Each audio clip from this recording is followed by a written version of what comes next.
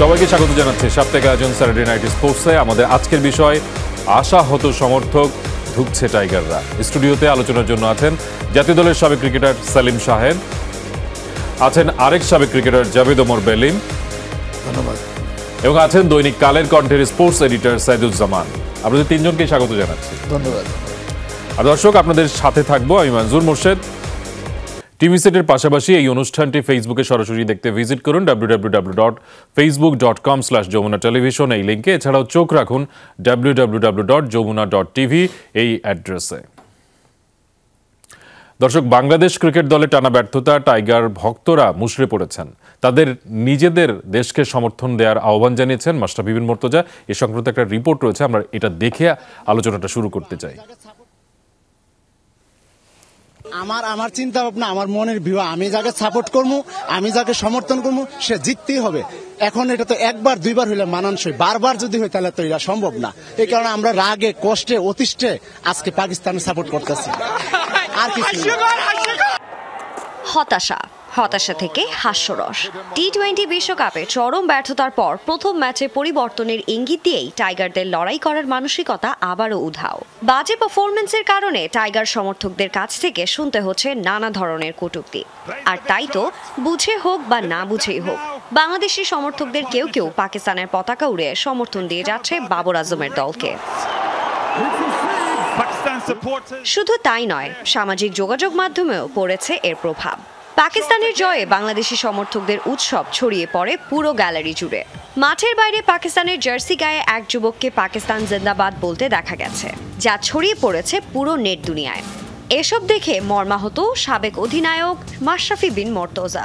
খেলার সঙ্গে কোনো কিছু মেলানো যায় না তা ঠিক, কিন্তু খেলাটা যখন দেশের মাটিতে আর খেলছে নিজের দেশ, সেখানে অন্য দেশের পতাকা আমাদের দেশে ওড়াচ্ছে, এটা দেখে খুবই কষ্ট লাগে। হারি বা জিতি, আপনারা পাশে না থাকলে তা কখনোই সম্ভব নয়। স্টেডিয়ামে আমাদের দেশের পতাকা উড়ুক আর চিৎকার হোক বাংলাদেশ। বাংলাদেশ ক্রিকেট দল বিশ্বজুড়ে লাল সবুজের পতাকার প্রতিনিধি। এই দলটির সাফল্য জাতির গৌরবের, আর তাই দুঃসময়ে ক্রিকেট দলের পাশে থাকার আহ্বান মাশরাফির। শাহেদ ভাই, আমরা দেখলাম যে বিশ্বকাপের যে টানা ব্যর্থতা, সেটা এই সিরিজে অব্যাহত রয়েছে। যে ক্রিকেটটা, যে ব্র্যান্ডের ক্রিকেটটা প্রত্যাশা করা হয়েছিল, কিছুটা ফার্স্ট টি-20 ছিল, কিন্তু সেকেন্ড টি-20 কিন্তু আবার দল ব্যর্থ হয়েছে এবং সেখানে কিন্তু ল্যান্ডস্লাইড ভিক্টরি পেয়েছে পাকিস্তান।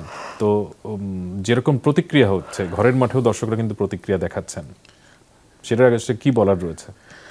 আসলে এ ব্যাপারে বলার চেয়ে যেটা ইম্পর্টেন্ট সেটা হচ্ছে যে আমরা অ্যাজ এ প্লেয়ার মাঠে কীরকম খেলছি, কীভাবে খেলছি।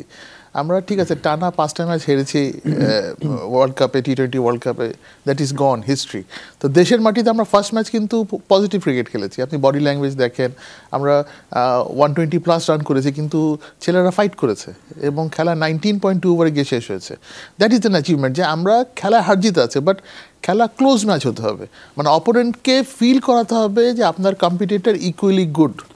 সো ওই জিনিসটা কিন্তু ফার্স্ট ম্যাচে আমাদের দেশের ছেলেরা করেছে, কিন্তু ওইটারই কন্টিনিউশন নেক্সট ম্যাচে হয়নি। এখন আমরা যদি 108 না করে যদি আমরা যদি 135, 140 করতাম, তাহলে জিনিস হয়তো একটু ডিফারেন্ট হতো, কারণ ওই 40টা রান 30টা রানের মধ্যে কিন্তু অনেক ডিফারেন্স চলে আসে। একইভাবে বোলিংয়ের অ্যাপ্লিকেশন, সে আমাদের কিন্তু ফিফথ বোলারের জায়গাটা কিন্তু প্রপারলি হয়নি। ফার্স্ট ম্যাচে যদি আপনি যদি দেখেন যে ফিফথ বোলারটা আমার ঠিক মতো ইউটিলাইজ করতে পারিনি, বা সেকেন্ড ম্যাচে দেখেন অনেক বোলার ইউজড হয়েছে। সো এই সব কিছু মিলে যে জিনিসটা মনে হয় যে কোনো কারণে যে টিমের যে মেন্টাল টাফনেসটা, at the same time physical body অ্যাপ্রোচটা, অর্থাৎ যে আমার অ্যাপ্লিকেশন অফ আওয়ার পারফরমেন্স, যেমন যদি আপনি দেখেন যে ফার্স্ট 10 ওভারে 60+, কিন্তু 108 গিয়ে আমরা আটকে গেলাম। ফার্স্ট 10 ওভার যদি আমি 60 করি, লাস্ট 10 ওভার্সে we should end up something around 130, 140, at least 140-তে যাওয়া উচিত। 80 রান লাস্ট 10 ওভারে করবো, এটাই এক্সপেক্টেড নর্মালি ইন টি-20। তো আমরা যদি 140 করতে পারতাম, তাহলে আমার মনে হয় things should have been different. আচ্ছা, আপনি মাঠের ক্রিকেটটা এক্সপ্লেন করেন। আমি জাভেদ ওমরের কাছে ওই একই প্রশ্ন করবো, সেটা হচ্ছে মাঠের ক্রিকেটটা ক্রিকেটাররা যেভাবে খেলছেন তার একটা রিফ্লেকশন কিন্তু মাঠের বাইরেও রয়েছে। দর্শকরা যারা খেলা দেখছেন তারা রয়েছে, টাইগার ফ্যান যারা, তো তাদের প্রতিক্রিয়া তো আমরা কম বেশি দেখছি, কিছু কিছু ক্ষেত্রে উগ্রতাও প্রকাশ পাচ্ছে। এইটা নিয়ে একজন ক্রিকেটার হিসেবে আপনার কি বলার রয়েছে? প্রথমে তো হচ্ছে দুঃখজনক, মাথায় রাখতে হবে কি আজকে ক্রিকেট আমাদেরকে যা দিয়েছে, আমাদের দেশকে বলেন বা ক্রিকেটাররা যা দিয়েছে, সত্যি কথা আইসিসির পর সবাই 71 থেকে সবাই ক্রিকেট খেলেছে, বাংলাদেশের পতাকা বহন করেছে। আইসিসি চ্যাম্পিয়ন হওয়ার পর ক্রিকেট যেভাবে আস্তে আস্তে এগিয়েছে, ভালো খারাপ মন্দ খারাপ, তার মধ্যে ওয়ানডেতে আমরা একটা মোটামুটি স্টাবলিশ দল দাঁড়িয়েছি। টি20 ফরম্যাট আর টেস্টে আমরা সেভাবে দাঁড়াতে পারিনি। Followed by world cup. World কাপে আপনার থ্রু দ্য ওয়ার্ল্ড কাপ বলেন, কোয়ালিফাই বলেন বা প্র্যাকটিস ম্যাচ বলেন, আমরা ভালো খেলতে পারি নাই। এটা অনেকগুলা কারণ, এশিয়ান বা বোর্ডের ব্যাপার ছিল, ক্রিকেটরা বেশি কথাবার্তা জড়িয়ে গেছে, সব কিছু মিলিয়ে। কিন্তু যখন সাধারণ পাবলিক যখন এটা বলে, এখন যেভাবে ওরা কমেন্ট করছে, আমার বিশ্বাস তাদেরকে বোঝা উচিত যে এমন কোনো বেফাস কথা বলা উচিত না যে প্লেয়াররা হার্ড হয়, যেটা কষ্ট পায়। কেন এই প্লেয়াররাই কিন্তু আমাদেরকে মানে বাংলাদেশের পতাকাকে, আজকে বাংলাদেশকে পৃথিবীর কাছে চিনিয়েছে কিন্তু এই প্লেয়াররাই। যদি আপনি চ্যাম্পিয়ন্স ট্রফি দেখেন, 2015 world cup, up and down, এখনও ওদেরকে বুঝতে হবে এখনও কিন্তু আমরা ওয়ার্ল্ডের 1 নম্বর দল নই, আমরা এখনও ওয়ার্ল্ডের 2nd দল না। আমরা ভালো ক্রিকেট খেলছি, সুযোগ পেয়েছি, ভালো খেলেছি। সামহাও এই ওয়ার্ল্ড কাপটা আমরা একটু বেশি বাজে খেলে ফেলেছি। সুযোগ আসছিল, আমি এটার পরে আসবো আপনাদের, সুযোগ আসছিল প্রথম ওয়ানডেতে। দেখেন প্রফেশনাল লেভেলে আবেগের কোনো জায়গা নেই। ওই একটা সুযোগ ছিল বাংলাদেশ দলের জয়লাভ করা, অলমোস্ট 70-30 সুযোগ ছিল। ওই জায়গায় একটা জায়গায় যেটা বাংলাদেশ দুর্বল বড় বড় টি20-র জন্য, পাওয়ার ক্রিকেট। ওই জায়গায় কিন্তু ওরা পাওয়ার ক্রিকেট, যে উইকেট ছিল, স্ট্রোক খেলা তো সহজ ছিল না। ওই জায়গায় সাদাব বলেন আর যে একজনকে নামটা ভুলে গেলাম, পাওয়ার ক্রিকেট ম্যাচকে জয়লাভ করেছে। ওইটাই বাংলাদেশ জিততো মেবি, যেটা বিশ্বাসের জায়গায় যে চির ধরেছিল, যেভাবে ওয়ার্ল্ড কাপ থেকে শুরু করে কথাবার্তার জন্য হোক বা বাজে পারফরমেন্স হোক, প্রেশার নেওয়া হোক, সব কিছু প্লেয়ার নিয়ে ফেলেছিল। এই ম্যাচে এসে মনে হচ্ছে যে বাংলাদেশ মানে যখন যদি জয়লাভ করতো মানে একটা জায়গায় যেতে পারতো। কেন যে কোনো স্পোর্টস মেন্টাল, স্পেশালি ক্রিকেট তো ফুললি মেন্টাল, কি আপনাকে একদম মাথায় পজিটিভ চিন্তা করতে হবে। পজিটিভটা কীভাবে আসবে? With your run. ব্যাটসম্যান যদি এখন খারাপ খেলে, নেগেটিভ জিনিসটা বড়। ওই ব্যাটসম্যানের 4টা ইনিংস আগে 100 রান করে, ওই ব্যাটসম্যানের 4টা ইনিংস রান না করে তখন তার পা চলা বন্ধ হয়ে যায়। সেম দলের ক্ষেত্রে হয়, যখন হারা শুরু করে ভয় ঢুকে যায় নেগেটিভ, তখন হয় কি ওই প্লেয়াররাই কিন্তু বুস্ট আপ করতে হবে। যতই এক্সপার্ট বসাক, যতই কোচ বসাক, মেন্টর টপ লেভেলে কিন্তু আপনার মানে মানে কি বলে, যতই বলুক, প্লেয়ার যদি ওই জায়গাটার থেকে না আসে, তো প্লেয়ার একটা সুযোগ আসছিল, পারে নাই। তারপরও যেটা আপনি বললেন যে সাধারণ মানুষ যেভাবে পত্রিকা, এটা দুঃখজনক বলেছি, এই জন্য আমি বলছি যে মাথায় রাখতে হবে এন্ড অফ দ্য ডে তারা কিন্তু মানুষ, হিউম্যান বিং, তারা তাদের বেস্ট, তাদের ব্রেড অ্যান্ড বাটার। হ্যাঁ খারাপ খেলছে, আমরা এমন কিছু স্বাভাবিক সোশ্যাল মিডিয়ার প্রেশার প্লেয়ারদেরকেও নিতে হবে, ওটাও কিন্তু আমরা নিতে পারিনি ওয়ার্ল্ড কাপে। আমরা রিয়াকশান দিয়ে দিয়েছি সোশ্যাল মিডিয়ার। তো ওই একটা জায়গায় প্রফেশনাল লেভেল যেটা বলছি, আবেগের জায়গা নাই। তো ওই একটা জায়গায় আমার কাছে মনে হয় পাবলিক, আমি বরাবরই বলি যারা ইনভলভ ক্রিকেট নিয়ে লেখালেখি করেন, ক্রিকেট ম্যাচ রেফারি আছেন, এক্স প্লেয়ার, আমরা কোনো বেফাস কথা না বলি। সাধারণ পাবলিক আমার বিশ্বাস তারা না বুঝেই বলে, নাহলে একটা মানুষ এইভাবে যেভাবে আমরা সোশ্যাল মিডিয়ায় দেখছি এইভাবে কমেন্ট করা ঠিক না। কেন মাথায় রাখতে হবে এই প্লেয়াররাই, এরাই কিন্তু আমাদেরকে আমাদের লাইফের বেশ মজা দিয়েছে। যদি আপনি আইসিসি বলেন, যদি চ্যাম্পিয়ন্স ট্রফিতে মাহমুদুল্লাহ আর সাকিবের ইনিংস বলেন, অনেক কিছু, তামিমের লর্ডসের 100 বলেন, সব কিছু মিলিয়ে। তো ওই একটা জায়গায় আমি খুব মন খারাপ করি অ্যাজ এ প্লেয়ার হিসাবে। তো আমার রিকোয়েস্ট থাকবে যে অনেক আগে আমরা বলি যে এইভাবে কোনো এমন কমেন্ট করেন না। কেন আপনি মাথায় রাখতে হবে, যেমন একটা কমেন্ট করেছে বাজে কে বাংলাদেশ আর কতদিন, স্পোর্টসে আপনার হতেই পারে, স্পোর্টস এটা হতেই পারে। বাংলাদেশ এখনও ওই লেভেলে যায়নি, স্ট্রাকচার ওয়াইজ বলেন, পারফরমেন্স ওয়াইজ বলেন। আমরা ওয়ানডেতে ভালো খেলছি, টেস্টে স্ট্রাগলিং করছি, আমাদের হোম কন্ডিশনে ভালো খেলি, বাইরে গিয়ে টোটালি আমরা অপোজিট খেলি। তো ওইটার জন্য সবার দায়িত্ব নিতে হবে। স্পেশালি আমি মনে করি যে ফলোড বাই গভর্নমেন্ট, যেহেতু আমরা একটা এমন টপ লেভেলে চলে গিয়েছি, আমরা অনেক বছর যাবৎ সবাই বলছে যে বাংলাদেশে আরও মাস্টার প্ল্যান হওয়া উচিত। তো সবাই জানে না, ক্রিকেট বোর্ডে যারা সব বসরাই বসে আছেন টপে, যদি আকরাম খান বলেন, খালেদ মাহমুদ সুজন বলেন, পাপন ভাই হয়তো মন থেকে চায়, কিন্তু কবে? কিন্তু আলটিমেটলি যখন ডিটোরেট করবে, ক্রিকেট একটা এমন খেলা, আপনি উঠে আসতে পারবেন না। আপনার পলিসি মেকিংটা, আপনি যদি খারাপও খেলেন, ওই জায়গায় আপনাকে পলিসি মেকিং বা প্রসেস সেম থাকবে। আপনি যদি ভালোও খেলেন, তখন আরও ইমপ্রুভ করতে হবে ওই জায়গায় টিকে থাকার জন্য। আমাদের যখন এরকম যখন পারফরমেন্স হয়, আপনি তখন দোষারোপ করে দেন ক্রিকেট বোর্ডের দোষ। ক্রিকেট বোর্ডে অনেকগুলো ডিপার্টমেন্ট আছে, বা আপনি ফিরবো জাভেদ ভাই, আমি একটু সাইদ ভাইয়ের কাছে যাই। সাইদ ভাই, দর্শকদের যে প্রত্যাশা, মানুষের মানে এটা হিউম্যান বিং এর মানে মানুষের প্রত্যাশা কিন্তু লিমিটলেস, আস্তে আস্তে বাড়তে থাকে। তো এই যে প্রত্যাশা, বাংলাদেশ টেস্ট স্ট্যাটাস পেয়েছে 2000 সালে, আজকে 2021 সাল, সেই যে প্রত্যাশার যে প্যারামিটারটা আপনার কি মনে হয় সেখানে আসলে কোনো ম্যাচিংয়ে ঝামেলা হচ্ছে বলে আমরা কিছু কিছু ক্ষেত্রে এরকম প্রতিক্রিয়া পাচ্ছি দর্শকদের কাছ থেকে? আমি প্রথমে একটু এই দর্শকের স্টেটমেন্টে যাচ্ছি, কারণ ওটা আমার অ্যাকচুয়ালি আমি মিসড আউট, আমি সারাদিন শুনিনি, আপনাদের চ্যানেলে এসে শুনলাম। এটা খুব কষ্টের। আমি এখানে দুজন ক্রিকেটার তারা যেহেতু ক্রিকেট খেলেছেন, এখনকার ক্রিকেটারদের ফিলিং তারা একটা রিফ্লেক্ট করেছেন, বাট আমি খুব বিস্মিত এটা শুনে যে বাংলাদেশ দল খারাপ করছে বলে আমি পাকিস্তানকে বা কোনো অপোনেন্টকে সাপোর্ট করব। আর পাকিস্তান খেলাধুলার সঙ্গে আমি রাজনীতি মেলাতে চাই না, বাট পাকিস্তান যখন অপোনেন্ট হয়, দলটা যখন পাকিস্তান হয়, রাজনীতি কিন্তু আমাদের মধ্যে চলে আসে, সেটা অল্প করে হলেও সুপ্তভাবে হলেও আসে।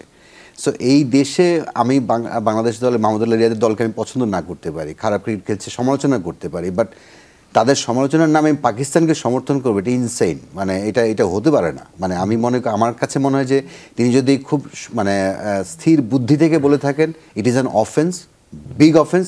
আর যদি উনি স্টুপিডিটি থেকে বলে থাকেন, বোকামি থেকে বলে থাকেন, আই উড রিকোয়েস্ট যে আপনি প্লিজ নিজেকে শুধরে ফেলেন। কারণ এটার সঙ্গে কিন্তু ক্রিকেটের সম্পর্ক আমি দেখি, এটা দেশপ্রেমের ব্যাপার। যে বাংলাদেশ আজকে ইন্ডিয়ার সঙ্গে খেলছে, বাংলাদেশ খারাপ খেলছে বলে আমি ইন্ডিয়াকে সাপোর্ট করছি, ইম্পসিবল। এই পাকিস্তান টিমের প্লেয়ারদের আমরাও রেসপেক্ট করি, এখানে যারা আছে টপ প্লেয়ার্স, ওয়ার্ল্ড কাপে ভালো খেলেছেন, এখানেও ভালো খেলছেন, সেই রেসপেক্টটা থাকতে পারে। তার মানে এই না যে আমি বাংলাদেশের এগেনস্টে আমি পাকিস্তান বা ইন্ডিয়া বা ইংল্যান্ড বলে আমি চিৎকার করবো।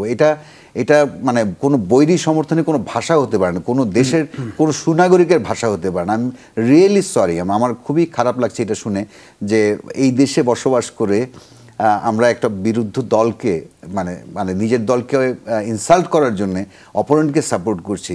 ইট ইজ গ্যালারিতে চিৎকারও হয়েছে, মানে সেটা একটা পারফরমেন্সকে আপনি অ্যাপ্লাউজ করতেই পারেন, স্পোর্টসম্যানশিপ হতে পারে। বাট যদি ল্যাঙ্গুয়েজটা এটা হয় যে আজকে আমি মাহমুদুল্লাহ রিয়াদকে আমি বাবর আজমকে সমর্থন করছি, probably then I should rethink যে আমি এই দেশে থাকবো না, অন্য কোনো দেশে চলে যাব। As simple as that. আর যদি আমি যে সুবুদ্ধি থেকে বা সুকৌশলে বলে থাকি এই কথাটা, আই উড এক্সপেক্ট যে যারা এই দেশের আইন শৃঙ্খলা যারা রক্ষা করেন তারা বিষয়টা অ্যাড্রেস করুন, বিকজ ইটস বিগ অফেন্স যে আপনি দেশে বসে, আমি বলছি ক্রিকেটটা একটা কিন্তু খেলাই, কিন্তু খেলার মাঠেও এই জিনিসগুলো অ্যাকসেপ্টেবল না। আমি আরেক দেশের পতাকা বা আরেক দেশের জার্সি, ইট ডাজন্ট মানে আমি অ্যাজ এ সিটিজেন, যে কোনো দেশের অধিবাসী মানে বাসিন্দা হিসেবে, সিটিজেন হিসেবে, এটা আমার রুচির সঙ্গে যায় না। মানে আমি আমার নিজের দল খারাপ খেলছে বলে তাদেরকে সমালোচনা করে যে আজকে আমি ইন্ডিয়ার জার্সি পরে বা ইন্ডিয়ার পতাকা উড়াচ্ছি। পতাকা ইজ বিগ সিগনেচার, মানে এন্টিটি, আমাদের সবার এন্টিটি, যে দেশের বাসিন্দা তার এন্টিটি। এটা নিয়ে আমি অনেক কিছু নিয়ে ট্রল করতে পারি, বাট এইটা নিয়ে কোনো ধরনের ফান যদি ফার্স্টে গেলে উনি বলে থাকেন, ইট ইজ অ্যান অফেন্স। অবশ্যই আমি শাহিদ ভাই আপনার কাছে একটু আসতে চাই, সেটা হচ্ছে যে আপনারা যখন ন্যাশনাল টিমে ক্রিকেট খেলেছেন তখন কিন্তু জাতীয় পতাকা লাল সবুজ ক্রিকেট দলের সঙ্গে এতটা মেশেনি, এটা তো নিশ্চয়ই স্বীকার করবেন। এখনকার যে বাস্তবতা সেটার সঙ্গে যদি আপনাদের সময়কে তুলনা করতে পারি, তাহলে মানে একটা স্পোর্টস হিসেবে ক্রিকেট বাংলাদেশকে কতটা প্রতিনিধিত্ব করে? দেখুন, ক্রিকেটের যে অবদান বাংলাদেশ ক্রিকেটের, এটা কিন্তু অবিস্মরণীয়। কারণ আপনি যদি একটা সিম্পল জিনিস দেখেন যে আমাদের সময় কিন্তু ইনফ্রাস্ট্রাকচার বলতে তেমন কিছু ছিল না, ফাইন্যান্সিয়াল তেমন কোনো সাপোর্ট ছিল না, লিমিটেড কোচ, কোনো ফিজিও ছিল না। আমরা ফিজিও কি সেই জিনিসটারও সেরকম কোনো সাপোর্ট পাইনি। একটা টিমে কয়টা ব্যাট ছিল সেটাও একটা বিষয়, একটা টিমে কয়টা ব্যাট ছিল, এবং খুব লিমিটেড রিসোর্সেস নিয়ে আমাদেরকে খেলতে হয়েছে, স্ট্রাগল করে খেলতে হয়েছে, এবং খেলা কন্টিনিউ করা আমাদের টার্গেটে ছিল কি করে আমরা আইসিসি কোয়ালিফাই করব। তো ওই স্ট্রাগল থেকে কিন্তু বাংলাদেশ ধীরে ধীরে স্টেপ বাই স্টেপ কোয়ালিফাই করে এসে টেস্ট স্ট্যাটাস পেয়ে টেস্ট টিম হয়েছে এবং একটা অবস্থায় গেছে। কিন্তু আমরা এখনও বিগ টিম হইনি। তো আমাদের যে বর্তমান অবস্থা, বাংলাদেশের যে পরিচিতি, সেটা কিন্তু ক্রিকেটের অবদান অনেক। আজকে ESPN-এ আপনি একটা অ্যাডভার্টাইজমেন্ট দিতে যান, কয়েক সেকেন্ডের জন্য কত ডলার দিতে হবে আপনাকে, কিন্তু যখন একটা ক্রিকেট ম্যাচ হয় বাংলাদেশের, ESPN পুরো কাভারেজ দিচ্ছে বা টিভি কাভারেজ হচ্ছে, সেখানে 7 ঘন্টার যে খেলা, একটা সারাদিনের খেলা, একটা ওয়ান ডে বলেন বা T20 3 ঘন্টা যদি হয়, এই 3 ঘন্টা কিন্তু বাংলাদেশের নাম উচ্চারিত হচ্ছে। সেটার জন্য উল্টা আমরা আরও রেভিনিউ পাচ্ছি rather than paying any money. তো আপনি বুঝেন এটা ইন্টারন্যাশনাল কাভারেজটা কী পরিমাণ, কত বিলিয়ন ডলারের কাভারেজ আমরা পাই জাস্ট বিকজ ক্রিকেট হাইয়েস্ট লেভেলে খেলছে। তো এটার যে অবদান, সেটা তো আপনি অন্য কোনো খেলা দিয়ে কাভার করতে পারবেন না। তো তাই ক্রিকেটের অবদান আপনি মানে অন্য কোনো কিছুর সাথে তুলনা করার মতো অবস্থায় নাই আমরা। আর সেকেন্ড যে জিনিসটা, যে ইমপ্রুভমেন্টের দিক যেটা বলেন বা আগেকার যুগের অবস্থা বলেন বা লাল সবুজ, কারণ যেহেতু আমরা তখন খেলতাম যে আমরা কত কাছাকাছি গিয়ে হারবো, আমরা টিমের সাথে টেস্ট টিমের সাথে জিতার কথা তখন আমাদের মাইন্ডসেটই আসতো না। আমার মনে আছে, গুল্লা মনে থাকবে বোধহয়, ইমরান খান আমাদের 1990-তে এসে ফার্স্ট কথা বলছিল, you must believe that you can win. That his first statement, আমার স্টিল আই রিকল। আমাদের ফার্স্ট কথা ইমরান খান বলছিলেন আমাদের সবাইকে ডেকে যে তোমরা ফার্স্টে বিলিভ করো যে তোমরা জিততে পারবা, then you start working hard on your activities. So আমাদের ওই আত্মবিশ্বাসই অত স্ট্রং ছিল না। সো ওখান থেকে আমাদের স্টেপ বাই স্টেপ গ্র্যাজুয়ালি এই অবস্থায় বাংলাদেশ ক্রিকেটে এসছে। সো তখনকার সিচুয়েশনে আমাদের ড্রেস ছিল সাদা, আমরা কালার ড্রেসে ক্রিকেট খেলতাম না, আমরা নর্মাল হোয়াইটসে ক্রিকেট খেলতাম মোস্টলি। এবং লাল সবুজের পতাকার সেরকম ব্যবহার এই জন্য ছিল না, কারণ আমরা অত ম্যাচ জিততামও না, বা আমরা জিতলেও হঠাৎ যদি 2-4টা ম্যাচ জিততাম বা আইসিসি ট্রফি জেতার পরে আস্তে আস্তে আস্তে পতাকার যে প্রচলন, যে পতাকার যে একটা আমেজ, সেই জিনিসটা গ্র্যাজুয়ালি আসে। সো দিনের শেষে যে ক্রিকেটের অবদান ওভারঅল বাংলাদেশের আইডেন্টিটি হিসাবে ওয়ার্ল্ড ক্রিকেটে বা বিশ্বের কাছে, সেটার একটা বড় ইন্ডেক্স হচ্ছে ক্রিকেট। আর আমার এখনও মনে আছে, সাউথ আফ্রিকা আমি প্রফেশনাল খেলছি 92-তে, আমি বলছিলাম যে আই এম ফ্রম বাংলাদেশ, তো আমার এক ফেলো কলিগ বলছিল ওয়ের ইট ইজ, আমাকে বলতে হলো ইট ইজ বিসাইড ইন্ডিয়া, কারণ ইন্ডিয়া কি চিনতো, এখন সেটা বলতে হয় না। তো এটা একটা অনেক বড় অ্যাচিভমেন্ট আমাদের জন্য। জাভেদ ওমর, আমি আপনার কাছে একটু জানতে চাইবো যে মানে দর্শকদের উদ্দেশ্যে আসলে কি বলার রয়েছে এই বিষয়টিতে, যে খারাপ সময় দুঃসময়ে মানে পৃথিবীর অনেক বড় শক্তিশালী দলের কিন্তু ব্যাট প্যাচ যায় এবং লম্বা সময় ধরেই যায়। যেমন এই বিশ্বকাপটা চ্যাম্পিয়ন হওয়ার আগে অস্ট্রেলিয়া দীর্ঘ সময় ধরে টি-20 খারাপ খেলছিল, একাধিক সিরিজও তারা হেরেছে। তো মাইটি অস্ট্রেলিয়ানরা যদি হারে তো বাংলাদেশে তো একটা ব্যাট প্যাচ যেতেই পারে। দর্শকদের উদ্দেশ্যে কি বলার রয়েছে যারা বাংলাদেশ ক্রিকেট দলকে সমর্থন করেন, যারা আবার ক্ষুব্ধ হন ক্রিকেটারদের বাজে পারফরমেন্স? ক্ষুব্ধ তাদের এটা হতেই পারে। ইন্ডিয়া দল যখন 2007-এ ওয়ার্ল্ড কাপ আমি খেলেছিলাম, তামিমের সাথে ইন্ডিয়াকে আমরা পরাজিত করে ওরা আউট অফ টুর্নামেন্ট হয়ে গেছে, এখানে ওরা চ্যাম্পিয়নের দাবিদার ছিলেন। তো সচিনের বাসায় মানে অনেকের বাসায় অ্যাটাক হয়েছে, ধোনির বাসায়, এটা হতেই পারে।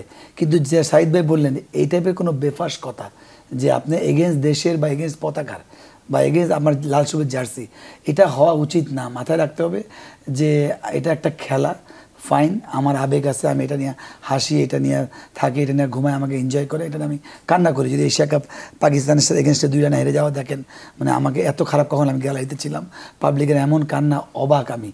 তো ওইটা পাবলিকের জন্য কিন্তু আজকে বাংলাদেশ ক্রিকেট এখানে যখন আইসিসি কোয়ালিফাই করার পর আমাদের টেস্ট স্ট্যাটাস পেলাম, তখন কিন্তু আইসিসি এসে মাথা খারাপ কি এমন পাগল দেশ মাত্র তারা ওয়ার্ল্ড কাপ কোয়ালিফাই করছে খেলার জন্য। আইসিসি এত পাবলিকের একটা বড় ইম্প্যাক্ট ছিল বাংলাদেশে টেস্ট স্ট্যাটাস পাওয়ার জন্য। কিন্তু যদি ওইটা আপনি যখন আজকে টপ লেভেলে খেলছেন, যদি এই টাইপের পাবলিক, আমার বিশ্বাস যেটা বলেছেন, হয় উনি শিখ, হয়তো সেন্সে বলেননি, বা যতই উনি আবেগবান হন, এই টাইপের কথা মুখ দিয়ে আসা উচিত না। এই জন্য বলি, যেটা আমার কাছে মনে হয় যে আপনারা সবাই যে আপনি মাথায় রাখবেন, প্লেয়াররা তাদের ব্রেড অ্যান্ড বাটার তারা দি বেস্ট চেষ্টা করে, তাদের চেয়ে মানে যদি তাদের চেয়ে বেশি কারোর খারাপ লাগবে না, তাহলে কথাটা হবে মায়ের চেয়ে মাসির দরদ বেশি। সত্যি কথা, যতই আমি বলি, যতই শাহেদ ভাই, যতই সাইদ ভাই, সবাই বলুক, তো ওই জন্য পাবলিককে মাথায় রাখতে হবে কে ভাই, এন্ড অফ দ্য ডে তারা হিউম্যান বিং, তারা তাদের বেস্ট চেষ্টা করে। হ্যাঁ, তার সাথে প্লেয়ারদের একটা ব্যাপার আছে, প্রফেশনাল মানে শুধু মাঠে গিয়ে পারফর্ম করে না, আপনি অফ দ্য ফিল্ড কী বলছেন ফ্রন্ট অফ মিডিয়া, আপনি অফ দ্য ফিল্ড কোন কথায় টুর্নামেন্ট চলে রিয়াকশন করছেন, ওইটা আমি এই অনুষ্ঠানের মাধ্যমে বলতে চাই, আগেও আমি বলেছি। তো ওই একটা জায়গা ইম্পর্ট্যান্ট। কিন্তু পাবলিক তো অবশ্যই কি বলে ছুটা গরু, তাদের কোনো কন্ট্যাক্ট নাই, তাদের কোনো কোড অফ কন্ট্যাক্ট থাকে না। কিন্তু যেটা আমি রিকোয়েস্ট করবো আমি as a x national player হিসাবে, যে আপনারা এমন কিছু বলবেন না যাতে আমার দেশ লজ্জিত হয়।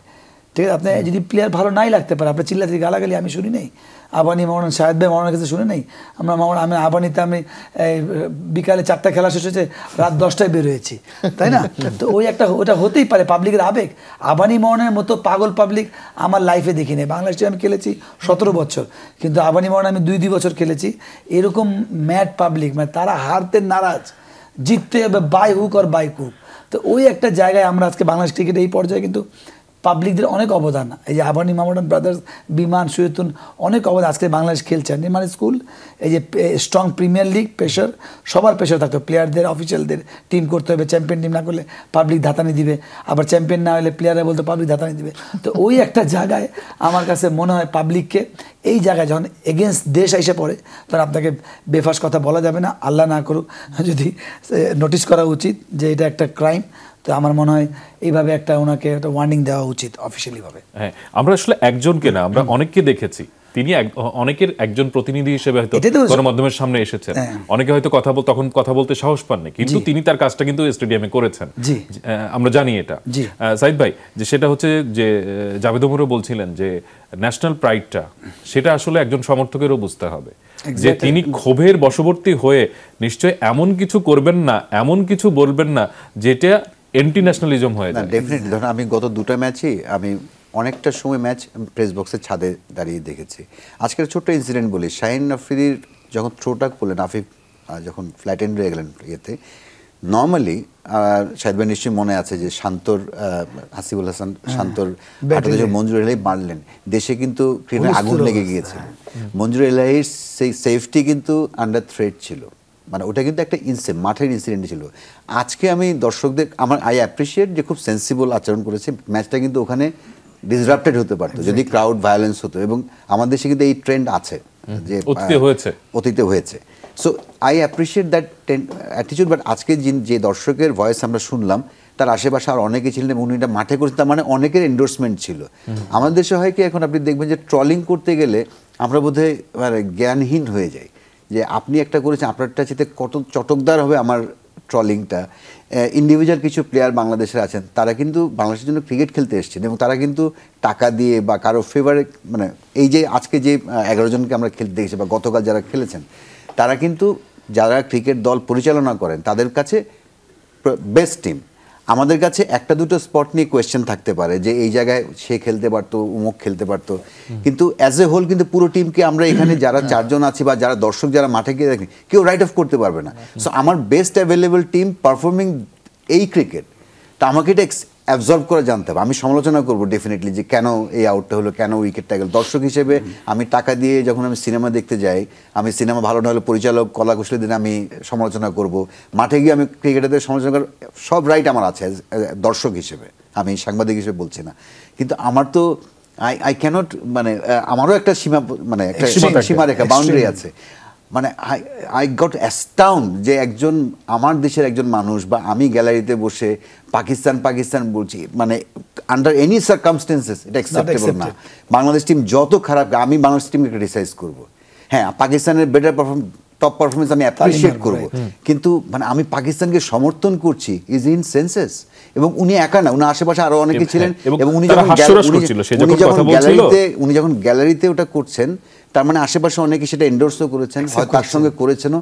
এটা হলো কি আমাদের, আমি জানি না আমরা জাতিগতভাবেই কি আমরা নির্বোধ হয়ে যাচ্ছি কিনা, মানে এই জিনিসগুলো। আজকে একটা ক্রিকেটারের দেশপ্রেম নিয়ে আমি প্রশ্ন তোলার আগে আই শুড আস্ক মাইসেলফ, মুশফিকের কথায় ফিরে যেতে হয় যে আমি যখন ক্রিটিসাইজ করি আমারও বোধহয় একবার আয়নার সামনে দাঁড়ানোর দরকার আছে। যদি এই ধরনের ইনসিডেন্ট যখন দেখি যে আমার দলের সমালোচনা করতে গিয়ে আমি আমার দেশের বিরোধিতা করছি, মানে ইনসেন।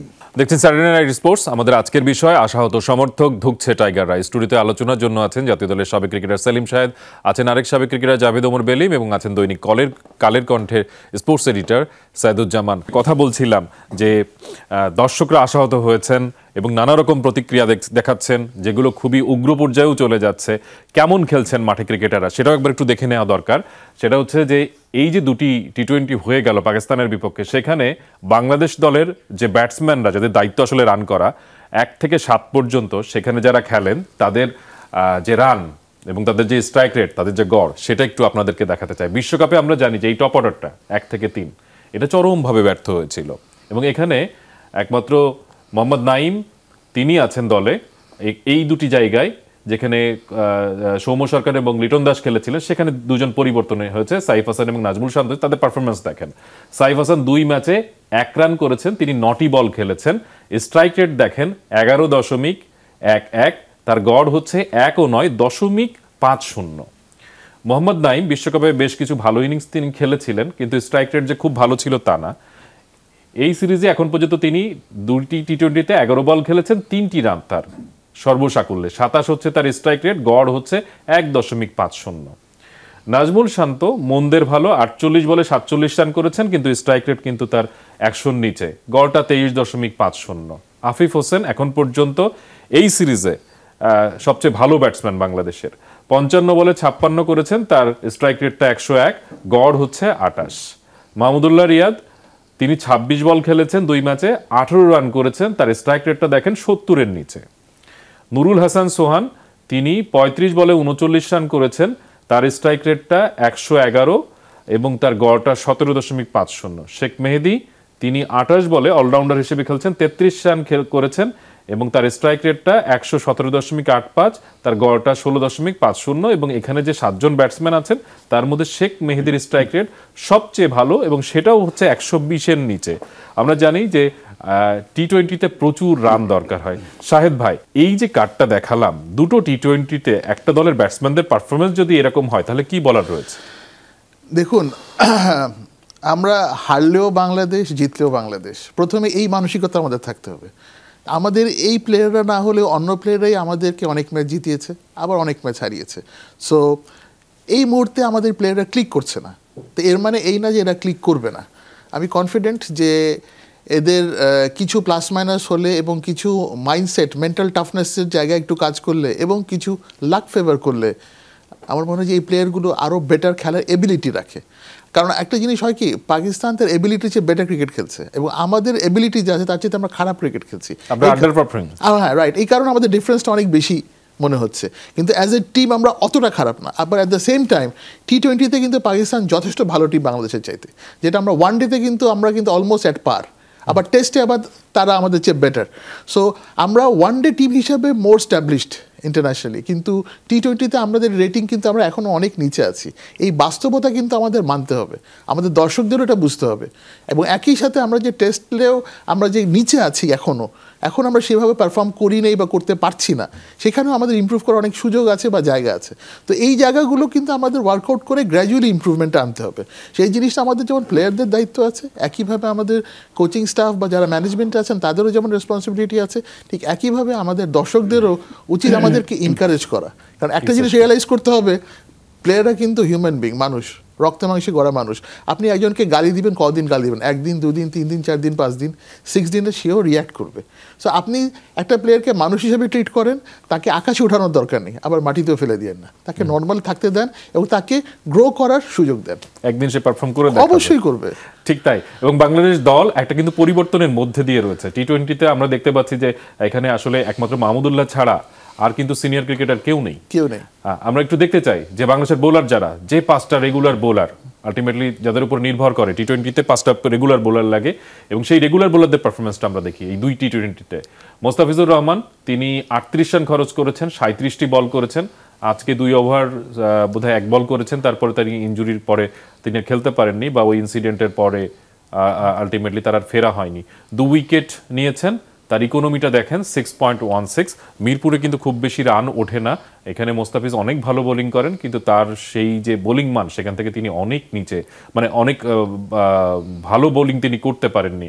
তাসকিন আহমেদ তিনি 53 রান খরচ করেছেন 48 বল থেকে, 2টি উইকেট পেয়েছেন, তার ইকোনমি 6-এর উপরে, প্রায় 7-এর কাছাকাছি। শরীফুল ইসলাম তিনি 35 বল থেকে 41 রান খরচ করেছেন, তার ইকোনমি একেবারে 7-এর উপরে, 1টি উইকেট পেয়েছেন। শেখ মেহেদী তিনি 48 বল থেকে 40 রান খরচ করেছেন এবং তার ইকোনমিটা এই 5 জন বোলারের মধ্যে সবচেয়ে বেটার, 6-এর নিচে। আমিনুল বিপ্লব লেগ স্পিনার, তিনি 26 বলে 36 রান দিয়েছেন, 1টি উইকেট পেয়েছেন এবং তার ইকোনমিটা সবচেয়ে বেশি, 8.30। আমি এখানে পাকিস্তানি বোলারদের সঙ্গে তুলনা করতে পারতাম জাভেদ ভাই, কিন্তু আমি সেটা করলাম না। আমি শুধু দেখাতে চাইলাম যে ওরা অনেক ভালো বল করেছে এবং তাদের ইকোনমি অনেক কম, তারা উইকেটও অনেক বেশি পেয়েছে, যে কারণে তারা বাংলাদেশকে দাঁড়াতেই দেয়নি। ইনফ্যাক্ট সেকেন্ড টি-20-র কথা বলছি। তো সব মিলিয়ে কি বলবেন? প্রথমে যে শাহেদ ভাই কোশ্চেন, ওটা আমি আসি যে আমি এটা স্টার্টিংয়ে বলেছিলাম যে পলিসি, আপনি ওয়ার্ল্ড কাপে যখন চিন্তা করছেন যে ওয়ার্ল্ড কাপে আমি ভালো খেলিনি, আপনি মধ্য ওয়ার্ল্ড কাপে বুঝে গিয়েছেন, তখন আপনি শান্তকে আপনি টি-20 খেলাবেন, সবচেয়ে প্রথম তো মাইন্ড সেট আপ থাকে প্লেয়ারদের। আজও আপনার পলিসি ছিল, শান্ত সাহেব হচ্ছে আমরা ওকে টেস্টের জন্য রেডি করেছিলাম, he is not that much success, say out of দল হয়ে গিয়েছে। ওই দুজনকে আপনি নিয়েছেন, যে দুইটা আমাদের স্টাবলিশ টি-20 প্লেয়ার, কিন্তু তারা পারফর্ম করে নেই, লিটন এবং সৌম্য।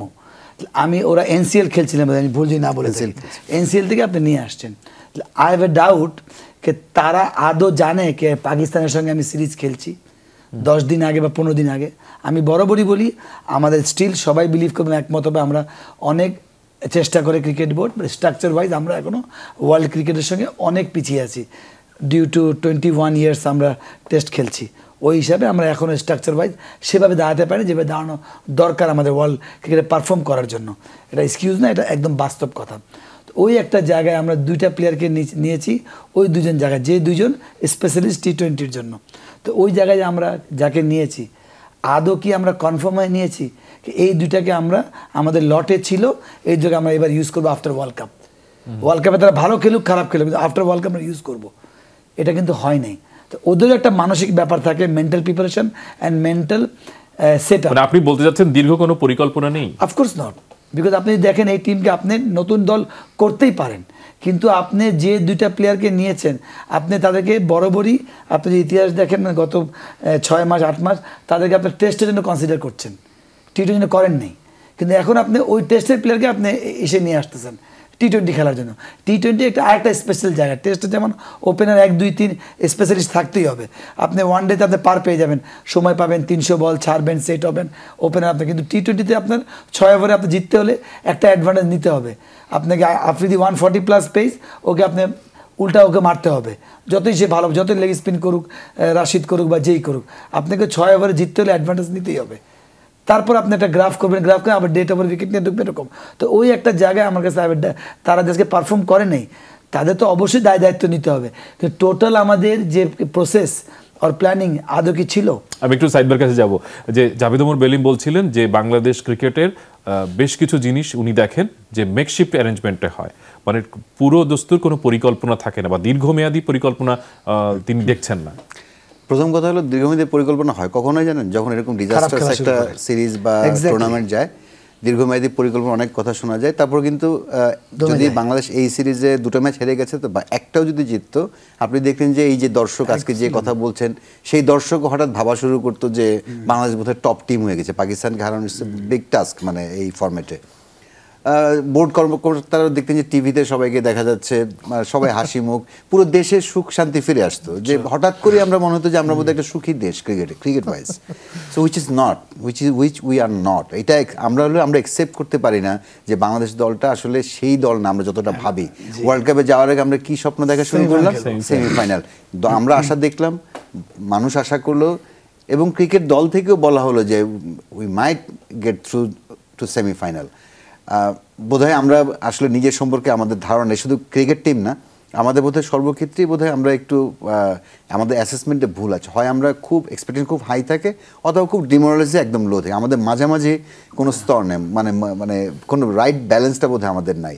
আর এখন যে দল করা হয়েছে, আমি টিম ম্যানেজারদের একটা কথা শুনে খুব অবাক হচ্ছি যে তারা বলছে যে এই একটা ফর্মেট যেখানে অনেক বেশি খেলোয়াড়কে দেখা যায়, খেলে কিন্তু ভাই 11 জন, ঠিক আছে? তার মানে কি আরও র্যাম্পেন্ট চেঞ্জ হবে।